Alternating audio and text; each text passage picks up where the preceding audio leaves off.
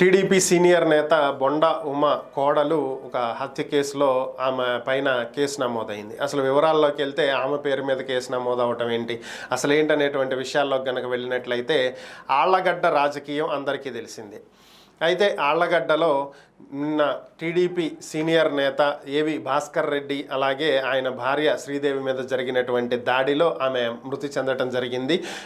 Allagadda MLA Bhuma అఖిలప్రియకు అత్యంత సన్నిహితులైనటువంటి నేపథ్యంలో ఆమె ఆసుపత్రికి వెళ్ళి పరామర్శించడం, దీనికి కారకులైనటువంటి వాళ్ళ మీద ఖచ్చితంగా చర్యలు తీసుకుంటామని చెప్పి ఆమె అప్పుడే ప్రకటించడం కూడా జరిగింది.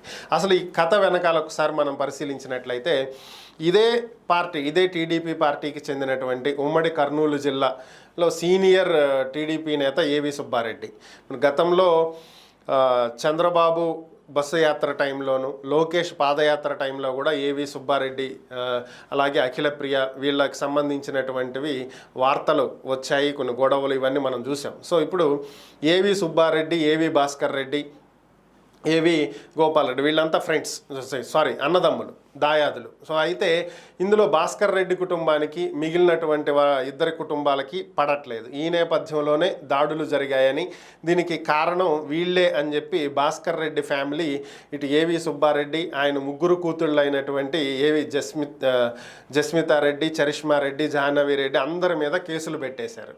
సో అందులో ఒకరు జస్మితారెడ్డి టీడీపీ సీనియర్ నేత బొండా ఉమ కొడుకు సిద్ధార్థకి భార్య.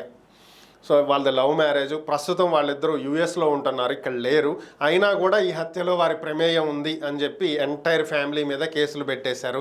మరి దీనికి సంబంధించి బొండా ఉమ ఏ విధంగా స్పందిస్తారు? అసలు ఇండియాలోనే లేనటువంటి వ్యక్తులు, ఎప్పటి నుంచో యూఎస్లో ఉంటున్నటువంటి వాళ్ళ మీద కేసులు పెట్టడం, మరి ఎంతవరకు దారితీస్తుంది అనేది అయితే చూడాలి.